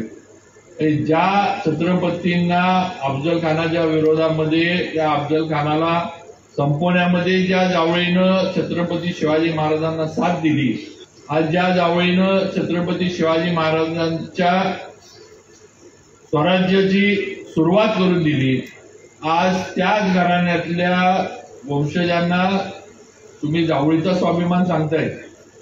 हे आम्हाला जेवढा आमच्या जावळीचा स्वाभिमान आहे, सातारचा स्वाभिमान आहे, तेवढा मला वाटतं महाराष्ट्रात कुणाला नसेल. हे अगदी मला स्पष्टपणे सांगायचं. कारण या घराण्याची सुरुवातच, छत्रपतींच्या घराण्याची सुरुवात आणि या घराण्याची मुहूर्तमेढ आपण म्हणू, ही जावळीनंच रचली होती, ही वस्तुस्थिती आहे. तेव्हा आम्हाला कुणाला स्वाभिमान आमच्या जावळीचा सांगायची किंवा आम्हाला कुणाला शिकवायची स्वाभिमान कोणी बाहेर नेऊन शिकवायची गरज नाही, असं मला तरी अगदी नम्रपणे या ठिकाणी सांगायचं वाटतंय. जिथं या तालुका तुमच्यासाठी आम्ही सगळेजण कायम आहे, भाऊंचं मार्गदर्शन आहे, भाऊंच्या मार्गदर्शनाखाली आपण काम करतोय आणि अजून चांगलं मोठं काम या तालुक्यामध्ये करू. आज मोदीजींचं आपल्यावर लक्ष आहे. तुम्ही असं समजू नका की ते दिल्लीत असतात, पंतप्रधान आहेत, आपल्या तालुक्याकडे किंवा इथं काय घडतंय त्यांना कुठं कळणार आहे, असं नाही. आज प्रत्येक मतदारसंघ, प्रत्येक ठिकाणी काय चाललंय, कसं चाललंय, काय तिथं गरजेचं आहे, या सगळ्या गोष्टी आज पंतप्रधानांपर्यंत, अमित शहा असतील, सगळ्यांपर्यंत या सगळ्या गोष्टी त्यांच्यापर्यंत पोहोचत असतात. ही वस्तुस्थिती आहे. वेगवेगळ्या मार्गाने पोहोचत असतील, पण ह्या गोष्टी त्यांच्यापर्यंत पोहोचतात. ही वस्तुस्थिती आपण लक्षात घेतली पाहिजे. तेव्हा आज आपल्याला देशाला गरज आहे पंतप्रधानांची, मोदीजींची. आज जगाला मोदीजींच्या नेतृत्वाची गरज आहे, हे लक्षात घ्या. आणि म्हणून उद्या ज्या वेळेला संसद भवनामध्ये नरेंद्र मोदी हे पंतप्रधान होणार आहेत, त्याबद्दल कुणाच्याच मनात इथं बसलेल्या शंका नाही. भारतीय जनता पार्टीचं सरकार दिल्लीमध्ये, केंद्रामध्ये येणार आहे, ह्याबद्दल देशातल्या कुणाच्याच मनात, म्हणजे विरोधी पक्षांच्या मनात सुद्धा ती शंका नाही. पण आपल्याला आता एकच जबाबदारी आहे की आपला खासदार हा मोदीजींच्या बरोबर बसणारा तिथं आपण पाठवायचा आहे. ज्या वेळेला मोदीजी एखादा विषय मांडतील, त्यावेळेला सातारचा खासदार हा नरेंद्र मोदींच्या बाजूने हात वर करणारा असला पाहिजे, त्यांच्या विरोधामध्ये हात वर करणारा नसला पाहिजे. ही भूमिका घेऊन आपल्याला या निवडणुकीकडे बघायचंय. स्थानिक विषयांमध्ये, स्थानिक गोष्टींमध्ये फार न पडता एक सुरुवातीलाच मी जे म्हणलं की मोठा दृष्टिकोन ठेवा, जरा मोठं या निवडणुकीच्या दृष्टीनं आपण सगळ्यांनी हे करा आणि त्याप्रमाणे पुढचं जे आहे ते नियोजन गाव पातळीवरचं, बूथचं जे आहे ते आपण करा. आज भारतीय जनता पार्टीच्या वतीनं जे बूथ मॅनेजमेंटचे जे मी सांगितलेलं आहे की प्रत्येक बूथला 30 जण फक्त नेमायचे आपण, आणि ती 30 जण त्या बूथचा सगळा अभ्यास करून कोण आपल्या विचाराची आहेत, विरोधातली किती आहेत, म्हणजे मध्यावर किती आहेत, की जे निवडणुकीचा एकंदर हे बघून इकडे किंवा तिकडं मतदान करतील, त्यांच्या बाहेर किती लोक आहेत, आणि प्रत्येकानं एका पानावर असणारं जेवढं मतदान आहे तेवढंच त्यानं मतदान, एका पानावरचं जे आहे तेवढंच एकानं बघायचं, तेवढ्याच लोकांना भेटायचं, तेवढीच लोक मतदानाला बाहेर काढायची आणि आपलं काम संपवायचं. अशा पद्धतीनं थोडक्यात हे बूथचं जे आहे ते मॅनेजमेंट आहे. मग ह्या गोष्टी जर आपण केल्या तर आपली मतदानाची टक्केवारी वाढेल, आपलं लीड वाढेल आणि आपल्याला चांगल्या पद्धतीनं थोड्या वेळामध्ये आपलं मतदान आपल्याला करून घेता येईल. हे आपण बूथचं जे आहे, बूथ प्रमुख आणि पन्ना प्रमुख जे आपण म्हणतो, त्याचं आपण सगळ्यांनी लक्षात घ्यावं. बाकी जास्त वेळ घेत नाही. परत अजून प्रचाराचं, म्हणजे प्रचार तर चालूच आहे पुढं. परत आपल्या सर्वांपर्यंत आम्ही भेटायला जे काही मटेरियल आहे, जे काही म्हणजे जाहीरनामा असेल हे देण्यासाठी सगळेजण येऊन. तर माझी आपल्याला हीच विनंती आहे की या निवडणुकीकडं आज एक वेगळ्या वळणावर ही निवडणूक आली आहे. एकीकडं कोट्यावधीचा विकास या तालुक्यासाठी झालेला आपल्याला बघायला मिळतोय, एकीकडं हे अजून बरीचशी गोष्टी, म्हणजे मोंडारवाडी धरण, आपले इतर हे आहेत, ह्या गोष्टी आता आपल्यासाठी येणार आहेत. त्या गोष्टी आपल्या अगदी म्हणजे मंजुरी म्हणू किंवा अगदी अंतिम टप्प्यामध्ये या तालुक्यासाठी आलेले आहेत, ते एकीकडे आहेत. आणि दुसरीकडे फक्त भावनेवर आपल्याला कुठेतरी बोलवण्याचा प्रयत्न होतोय.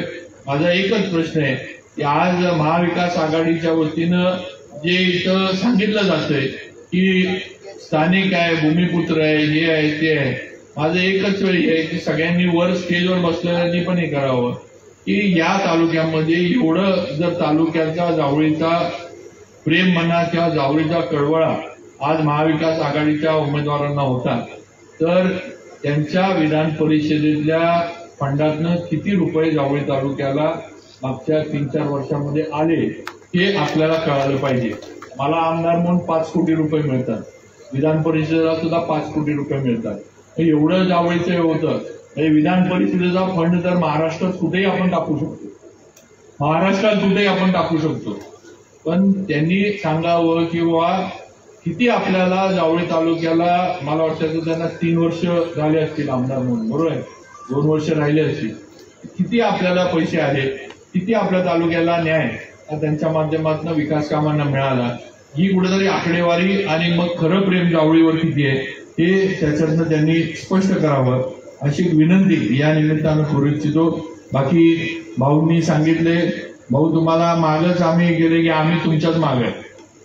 तुम्ही उद्या म्हणला आपण काय आता मी भाजपमध्ये, तुम्ही उद्या म्हणला आपण आरपीएस जायचं, तुमच्या मागे आम्ही आरपीएस. तुम्हाला आम्ही कुठं एकटं सोडत नाही एवढं लक्षात ठेवा. आम्ही सगळे इथं बसलेली आहे. तुम्ही उद्या आणि तुम्हाला पण भाऊ तुम्ही सांगितलं की सन्मानाचं पद मिळालं पाहिजे. मागे जिल्हा परिषदला उपाध्यक्ष झाला, जिल्हा बँकेमध्ये 5 वर्ष संचालक होता. आम्हाला पण ते थोडंफार दिसतंय की आपला एवढा जावळी तालुक्याचा प्रमुख आणि ज्यांच्या मार्गदर्शनाखाली काम करतोय, आज त्यांचं नेतृत्व असताना पण त्यांना त्या नेतृत्वाला म्हणावं तसं काम करण्याची संधी मिळत नाही. पण ती संधी भाऊ आम्ही सर्वजण मिळून भारतीय जनता पार्टीच्या वतीनं तुम्हाला मिळवून देऊ. तुम्हाला कुठेही जायची, कुणालाही काही बोलायची गरज वाटणार नाही. आम्ही सगळेजण मिळून तुमच्यासाठी मांडू, पक्ष नेतृत्वासाठी मांडू. आणि तुम्ही महामंडळ म्हणला, मी तर त्याच्या पुढं म्हणलं, जसं नरेंद्र पाटलांना तुम्ही विधान परिषदेवर त्यावेळेला आणण्यासाठी आम्हाला सगळ्यांना पकडलं, तात्यांना आणलं, मीनाला पकडलं, त्यावेळेला आम्ही पवार साहेबांपर्यंत गेलो, सगळेही आम्ही केलं. तर त्यात पण थोडा खोडा मारण्याचा प्रयत्न भाऊ नंतर झाला, तुम्हाला माहित आहे. त्यात नरेंद्र पाटील बोलतील, आपण काय त्याच्यावर बोलायला नको. हे माथाडीमध्ये दुसरं नेतृत्व मोठं व्हायला नको. पण शेवटच्या याच्यामध्ये काय झालं हे नरेंद्र पाटीलच इथे येऊन तुम्हाला सांगतील. पण त्याच्यातनं सगळेच त्यांच्या मागे होते म्हणून नरेंद्र पाटलांना विधान परिषदेची आमदारकी मिळाली. तसंच आमची पण आहे की तशीच भाऊ तुम्ही सुद्धा त्या पदावर जावं. त्याच्यासाठी आम्हाला जे काही करायला लागेल ते आम्ही सगळेजण मिळून करू. आणि तुमचं मार्गदर्शन आम्हाला आणि या जावळी तालुक्याला काय मिळत राहिलं पाहिजे ही आमची सगळ्यांची भावना, भूमिका आहे, ती आपण लक्षात ठेवावं.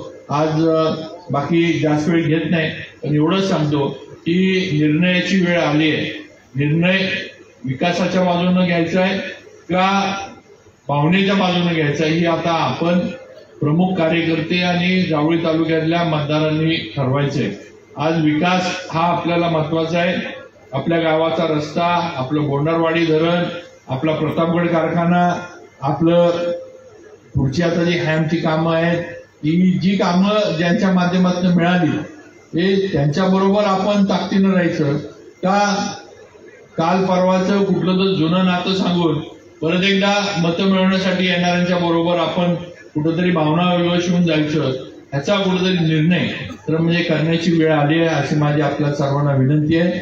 बाकी आपल्याला मी एवढंच सांगेन की आमदार म्हणून मला जी ताकद मला पक्षाकडनं मिळाली ती ताकद मी माझ्या तालुक्यासाठी आणि माझ्या छोट्या मोठ्या गाव वाडी वस्तीसाठी वापरण्याचा प्रयत्न केलाय. आणि नक्कीच मला कल्पना आहे की आधी मी 100% म्हणत नाही, पण 90% का होईना पण आपल्या अपेक्षांना मी आमदार म्हणून खरा उतरलोय ही वस्तुस्थिती आहे. 5-10% कामं माझ्याकडनं राहून गेली असतील पण ती होणार नाहीत असं आपल्याला कधीच हे नाही की आजची उद्या होतील. काही कामं, काही विषय प्रशासकीय याच्यामध्ये अडकतात राहतात, काही वेळेला अडचणी येतात, काही कामांना वेळ लागतो मंजुरी मिळायला, कधी निधी कमी पडतो, कधी अर्धवट एखादं काम होतं, पुढच्या कामाला थांबायला लागतं. अशा अनेक अडचणी काम करत असताना असतात. पण तरी 90% तरी आपला ग्राफ विकास कामांचा आपण कायम ठेवलाय असं म्हटलं तरी चुकीचं होणार नाही. 10% नक्कीच थोडंफार मी कमी पडलो असेल, हे पण या 3 वर्ष त्याच्यामध्ये गेले. पण आज परत एकदा त्यांच्याच माध्यमातून या प्रकल्पाला चालना आपल्या या मेढा, आपला इकडचा भाग असेल, दक्षिण असेल, केळघर असेल, या भागासाठी मिळालेली आहे. आणि हे कोण काय सांगतंय, कोण काय सांगते, केळघरला येऊन प्रदेशाध्यक्ष काय बोलले काय नाही, एवढं जर होतं तर मग प्रदेशाध्यक्षांचं सरकार असताना प्रदेशाध्यक्षांनी सगळ्या मंजुऱ्या देऊन टाकायला पाहिजे होत्या. कुणी अडवलं होतं तुम्हाला? तुम्ही तर मला वाटते 2-3 वर्ष सत्तेमध्ये होता, त्यावेळेस बरोबर आहे ना, जलसंपदा मंत्री होता, त्यावेळेस तुकडा पाडायचा होता या सगळ्याचा, त्यावेळेस निर्णय करून सगळ्या गोष्टी त्यावेळेला संपवायच्या होत्या. कुणी तुम्हाला अडवलं होतं? त्यामुळे ह्याचा एक करा की खरं काम करणारं कोण आहे आणि नुसतं दिखावा करणारं कोण आहे, ह्याचा विचार आपण सगळ्यांनी केला पाहिजे. आणि म्हणून सगळ्यांनी येणाऱ्या 7 तारखेला भारतीय जनता पार्टीच्या मालिकानं विजयी करा आणि हक्कानं पुढचं जे काही आपल्या तालुक्याचं स्वप्न आहे ते पूर्ण करण्यासाठी सगळेजण एकत्र राहावा, एवढीच विनंती करतो आणि माझे 2 शब्द थांबवतो. जय हिंद, जय महाराष्ट्र. धन्यवाद साहेब. सभेकरता उपस्थित असलेले या सातारा आणि जावळी मतदारसंघाचे अत्यंत कार्यक्षम आणि कर्तृत्ववान लोकप्रिय आमदार शिवेंद्रराजे, आमचे जुने मित्र वसंतराव मानकुमरे, त्याचबरोबर आपल्या सगळ्यांचे लक्ष संपूर्ण जिल्ह्याचं लागलं होतं. निवडणुकीत हे या संपूर्ण विभागाचे आणि इथले मित्र ज्ञानदेव साहेब, माझे मित्र सौरभ आणि कारखान्याचे व्हाईस चेअरमन, आपले चेअरमन शिंदे, शिंदे, लता अण्णा पवार, कांताबाई देशमुख, श्री हरी डोळे, ॲडव्होकेट शिवाजीराव मुंडकर, वीरेंद्र शिंदे, अनंत धनवडे, निर्मलाताई, विकास देशपांडे, प्रवीण कांबळे, तरडेसाहेब, अखिल डोळे आणि या संपूर्ण न्यायासोबत उपस्थित असलेले आपण सर्व लोकशाहीतले राजे. सर्वात प्रथम या ठिकाणी मी माझ्या वतीने आणि शिवेंद्रराजेंच्या वतीने आपल्या सगळ्यांचं आणि या व्यासपीठावरती असणाऱ्या सर्व मान्यवरांच्या वतीने आपल्या सगळ्यांचं या ठिकाणी आपण आपला बहुमोल वेळ खर्च करून या ठिकाणी आला, मला पाठिंबा दर्शवण्याकरता, त्याबद्दल मी आपल्या सगळ्यांचं विनम्रपणे आपल्या सगळ्यांचं स्वागत करतो. आणि आपण वेळात वेळ काढून आला आणि बहुमोल वेळ खर्च केल्याबद्दल आपले आभारी मानतो. आपल्याला माहित आहे की हा संपूर्ण जो परिसर आहे, जावळी असेल, महाबळेश्वर असेल, तालुका असेल, पाटण तालुका असेल, हा संपूर्ण अत्यंत सह्याद्रीचा जो हा परिसर आहे, हा अत्यंत सुंदर आणि सुंदर असा हा परिसर आहे, नजर लागण्यासारखा परिसर आहे. पण मात्र या परिसरात राहणाऱ्या लोकांच्या व्यथा तितक्याच गंभीर आहेत. अनेक वर्षापासून पिण्याच्या पाण्याचा पत्ता नव्हता, शेतीच्या पाण्याचा पत्ता नव्हता आणि त्यामुळे या संपूर्ण जावळी भागातल्या लोकांनी स्वतःच्या कुटुंबाचा उदरनिर्वाह करण्याकरता पण केला. त्याची उलाढाल आज कित्येक कोटीमध्ये असते. जावळी बँक असेल, कापड कामगार संघ, माथाडीची संपूर्ण युनियन, अण्णासाहेब पाटलांची युनियन असेल, अशा मोठमोठ्या संस्था आपण स्थापन केल्या. पण मात्र या ठिकाणी अनेक वर्षापासून जी खंत होती, कोणालाच वाटत नाही की आपण आपला परिसर सोडून दुसरीकडे जावं. आणि मग या अगोदर अनेक वर्षापासून जेव्हा काँग्रेसची सत्ता होती पडलं होतं की काँग्रेसच्या उमेदवारालाच मतदान करायचं. खरं तर ज्या विश्वासाने आपण त्यांना मतदान केलं, थोडेफार लोक सोडले तर बहुतांश करून लोकांनी काय केलं तर त्या विश्वासाला तडा. आणि त्यामुळं कृष्णा खोऱ्याची त्यावेळेस एक संकल्पना मी त्यांच्याकडे घेऊन गेलो. त्याच्यावर भरपूर चर्चा झाली आणि कृष्णा खोऱ्याचा हा प्रकल्प त्यावेळेस त्यांनी त्याला होकार दिला, मान्यता दिली आणि ह्या कृष्णा खोऱ्याची प्रकल्पाची सुरुवात झाली. हे आवर्जून या ठिकाणी मला सांगावंसं वाटतं. पण नंतरचा आपण जर काळ पाहिला तर त्यावेळेस फंड्स देण्यात आले, पण मधला जो काळ झाला म्हणजे 99 साली ज्यावेळेस लुटून टाकले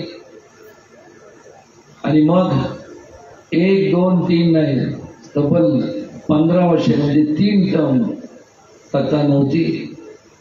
या 15 वर्षाच्या कालावधीमध्ये मी मगाशीच मला माहीत होतं तरी मी खात्री करत होतो. मी वसंतराव भाऊ आणि माझे शेजारी त्या बाजूला सौरभ शिंदे होते, आपले DCC बँकेचे ज्ञानदेव होते, ज्ञानदेव कांदणे असेल, तर या सगळ्यांची मी चर्चा करत होतो.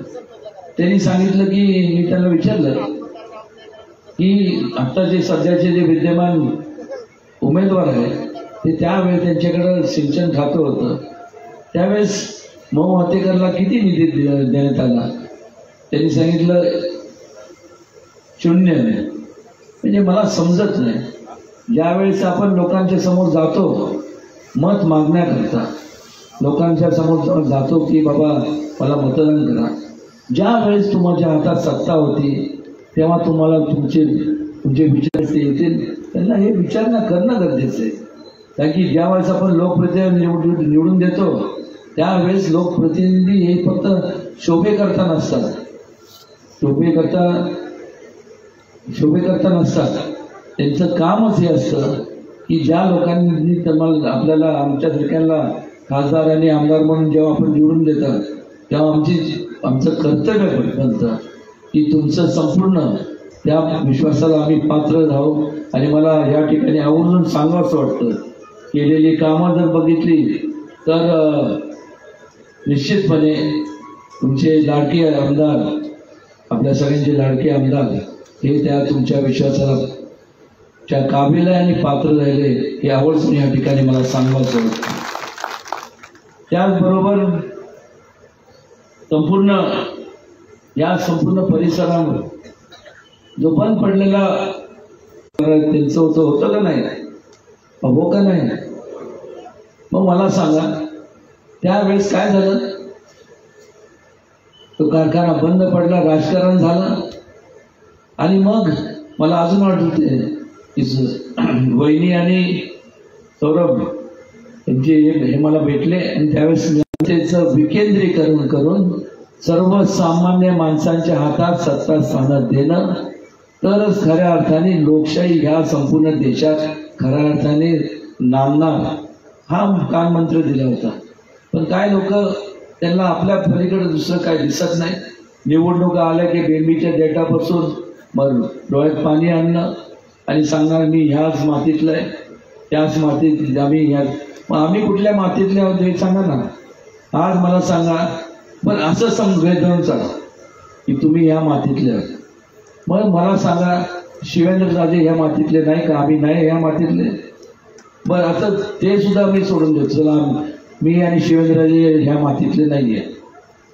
पण मग तुलना केली जाते, तुमच्या हातात जेव्हा सत्ता होती तुम्ही ह्या मातीतले, तुम्ही काम किती केलं ते एवढं.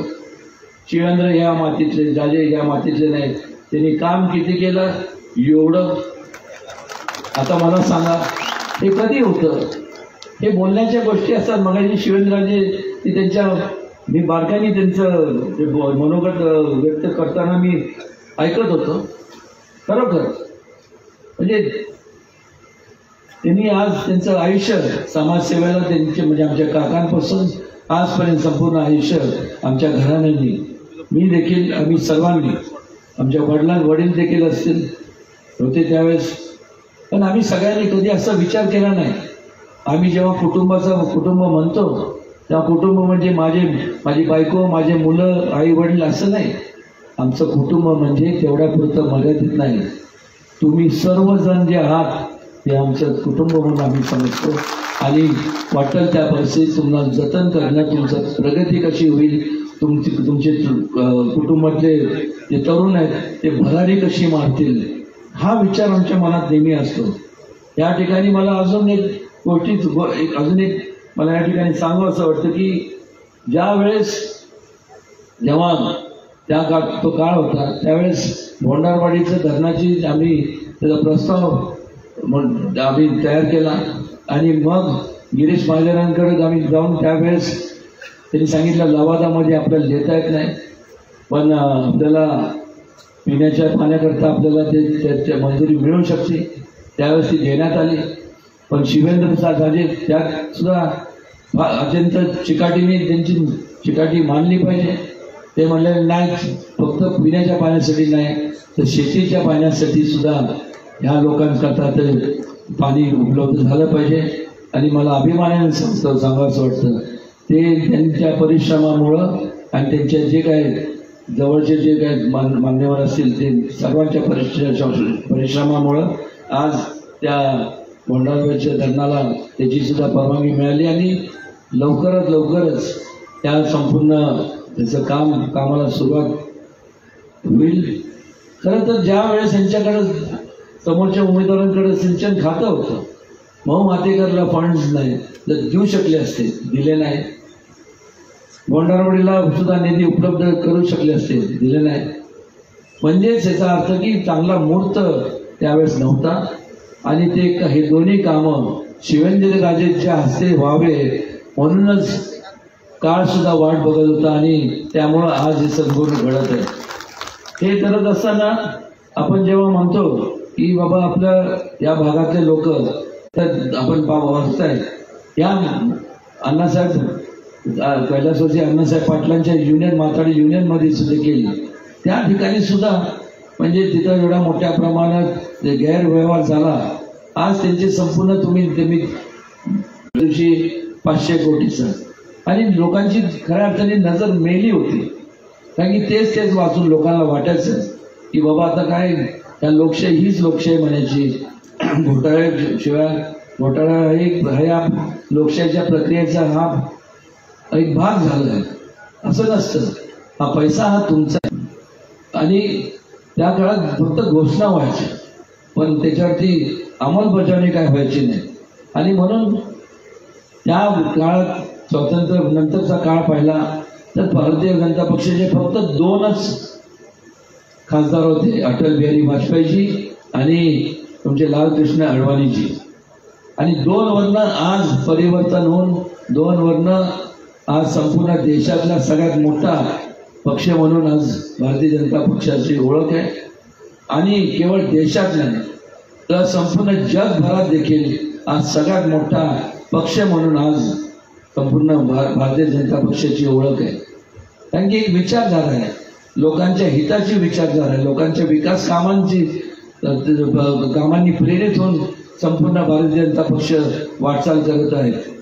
आणि त्यामुळे खऱ्या अर्थाने मगाशी जे काय लोक संपूर्ण त्या मुंबई आणि इतर ठिकाणी गेलेले आहेत ते जे विस्थापित होऊन त्या ठिकाणी गेले त्यांना पुन्हा एकदा ते या ठिकाणी प्रस्थापित आपल्याला करायचे. आणि त्याकरता मोठ्या प्रमाणावरती केंद्र शासनाच्या माध्यमातून राज्य शासनाच्या माध्यमातून भविष्य काळामध्ये शिवेंद्रराजे आम्ही दोघं हातात हात घालून ॲग्रो टुरिझम असेल, टुरिझम त्याचबरोबर वेगवेगळे इतर म्हणजे बऱ्याचशा वेळेस आता पुण्याला जाणारा जो कात्रचा घाट आहे त्याच्यापेक्षा रुंद आता रस्ते आपल्या या मेढ्याच्या घाटात झालेले आपल्याला पाहायला मिळतात.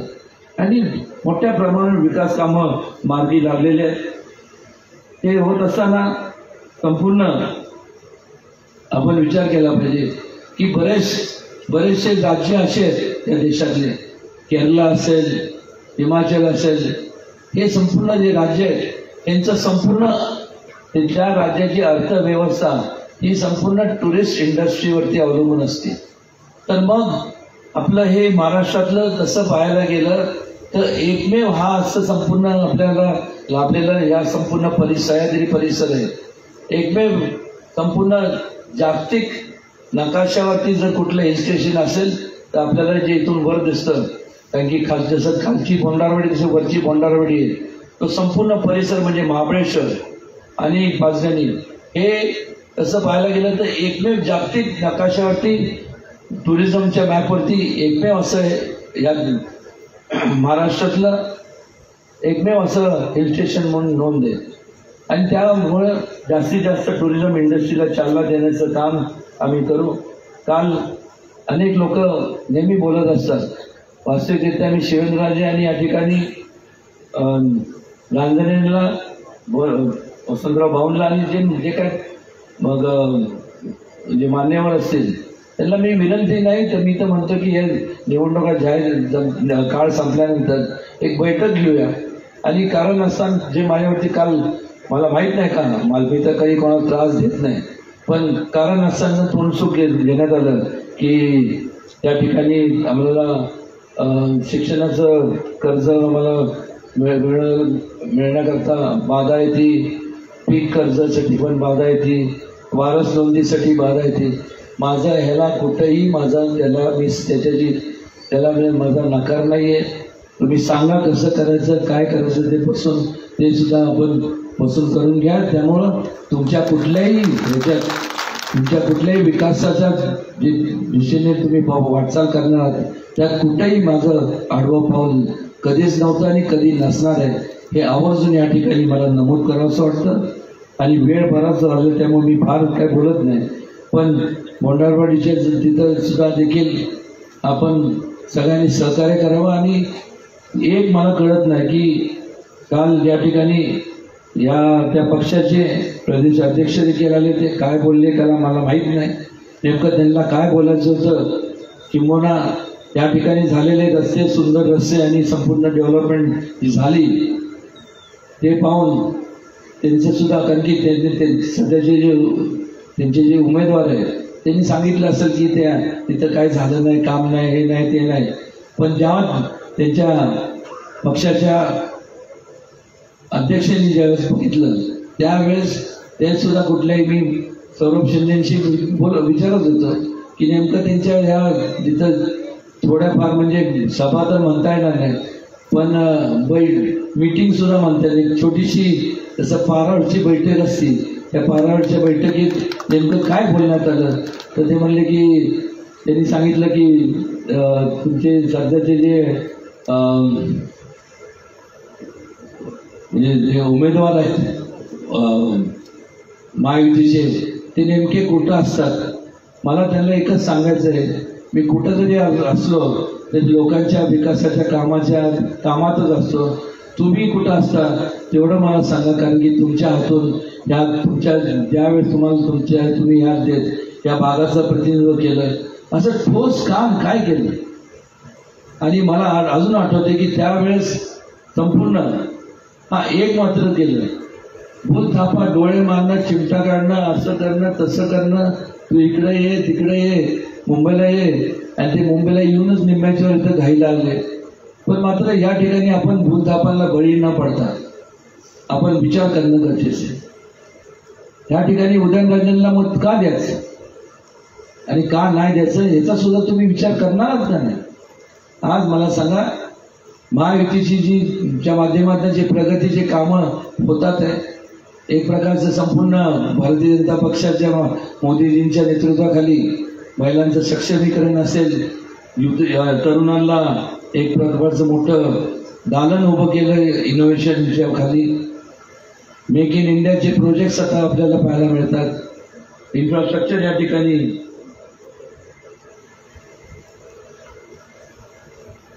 आणि त्याचबरोबर अनेक मगाशी राम मंदिराचा उल्लेख केला गेला, असे अनेक बारकाईने आपण म्हणजे दाखवण्यासारखे कामं भारतीय जनता पक्षाच्या माध्यमातून हे सर्व या ठिकाणी संपूर्ण राज्याभरात आणि या मतदारसंघात आमदारकीच्या आणि खासदारकीच्या ठिकठिकाणी झालेल्या पाहायला मिळतात। आणि म्हणून आपल्याला आपण विचार करायला लागणार आहे की आपल्याला ज्यावेळेस स्थिर हे कधी होतं, ज्यावेळेस स्थिर सरकार असतं आणि ज्यावेळेस अस्थिरता असते तेव्हा काहीच होत नाही। एका बाजूला जर बघितलं तर एका बाजूला मोदींजींच्या नेतृत्वाखाली आज हे सगळे बाकीचे मित्रपक्ष एकत्रित आलेले आहेत आणि काँग्रेसच्या विस्कळीत नेतृत्वाखाली तिथं ते लोक असे एकत्रित आलेत आणि मग विस्कळीतपणा ज्या ठिकाणी असतो त्यांच्याकडनं अपेक्षा करणं म्हणजे त्यांच्यावरती अन्याय केल्यासारखं आहे, कारण की ते कुठलाही निर्णय घेऊ शकत नाही। प्रत्येकाचे चेहरे विचार हे वेगवेगळे असतात, विभिन्न असतात, पण ह्या ठिकाणी आपल्याला आवर्जून सांगावंच वाटतं की ज्यावेळेस लोक एका विचार मनात घेऊन एकत्र येतात त्यांना एकत्र ठेवण्याकरता कुठल्या ताकदीची गरज भासत नाही, किंबहुना ते कायमस्वरूपी एकत्र राहतात। ते कारण की त्यांचं उद्दिष्ट हे सगळ्यांचं उद्दिष्ट एक असतं, पण जे स्वार्थापोटी एकत्र येतात ते जसं त्यांचा स्वार्थ साधला जातो तसं मग संपूर्ण साधल्यानंतर विचार वेगळे असतात, ते आपापल्या मार्गाने निघून जातात। कृपया करून अशी आपण चूक करू नका आणि निश्चितपणे कारण की आपल्या कुटुंबामध्ये जे तरुण आहेत त्या तरुणांचा आपण विचार केला पाहिजे। मला सांगा या ठिकाणी आता जे वयस्कर लोक आहेत, जे वयोवृद्ध आहेत, जे आता 65-70च्या वय गटातले आहेत, मला एक सांगा, एक 40-45 वर्षापूर्वी हीच लोक जे आता त्यांचं वय झालंय, हीच लोक त्यांचा ऐन तारुण्याचा काळ होता, ऐन भरारी मारण्याचा काळ होता, ऐन म्हणजे जसं टेक ऑफ म्हणतो ते टेक ऑफ आयुष्याचं एक संपूर्ण जीवन त्यांचं बदलण्याचा काळ होता। पण त्यावेळेस त्यावेळेसच्या शासनाने काहीच कुठल्या प्रकारचं असं म्हणजे आशेचं किरण दाखवलं नाही, कुठं मार्गदर्शन केलं नाही आणि त्यामुळं ह्या अशी एक नाहीतर 2 पिढ्या 3 पिढ्या अशाच त्या काळातल्या त्यांचं जीवन असंच निघून गेलं। आणि हे आपल्याला आपल्या घरातल्या असलेल्या तरुण पिढी आहे त्यांच्या बाबतीत आपल्याला कदापि आपण घडून देणार नाही। त्यांना जास्तीत जास्त चांगल्या प्रकारची प्रगती कशी केली पाहिजे त्याला संपूर्ण मार्गदर्शन ते सगळे दालनं आपण भारतीय जनता पक्षाच्या माध्यमातून सर्व खुले मोदींच्या मार्गदर्शनाखाली ते खुले करण्यात आलेले आहेत आणि जास्तीत जास्त आपण तरुण जे आज जरी लहान असले तरी उद्या तुमच्या कुटुंबाचा आणि तुमच्या देशाचा भविष्य काळ आहे, एक लक्षात घ्या।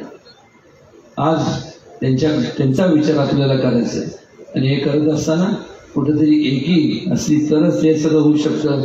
आणि त्यामुळं ही एकी फक्त खासदारकी पुरतं नाही, ही एकी आमदारकी पुरतं नाही, तर ज्या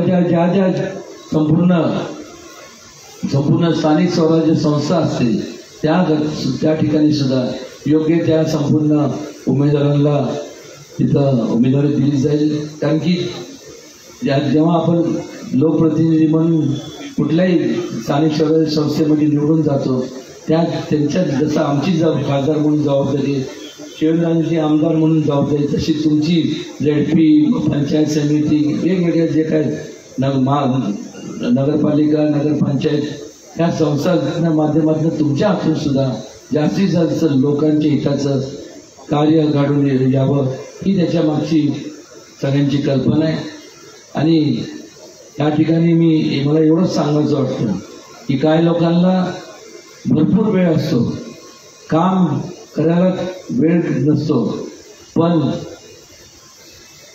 काड्या लावायला भरपूर वेळ असतो। माझ्या आयुष्यात मला कधी काय जमलं नाही, पण निश्चितपणे एक सांगतो की चुकीचा जर आपण निर्णय घेतला तर हा सगळा डोंगरी परिसर आहे, काड्या लावून वनवा पेटवायचं आणि तुमचं संपूर्ण प्रगती घटवण्याचं काम निश्चितपणे होईल आणि ते आपल्याला होऊन द्यायचं नाही। या ठिकाणी आवर्जून आम्हाला सांगायचं वाटतं आणि या 4-7 दिवसानंतर मोदींची सभा आहे 29 तारखेला, 1 तारखेचं एक वाजताचं टायमिंग आहे. आपण सर्व मोठ्या प्रमाणावर त्या ठिकाणी यावं आणि निश्चितपणे मोदींचे विचार आपण ऐकावेत. त्यातनं भरपूर घेण्यासारखं आहे. एवढंच या प्रसंगी सांगतो आणि पुन्हा एकदा आपल्या फारसा वेळ न घेता मी आपली रजा घेतो. जय हिंद, जय महाराष्ट्र, जय जावळी.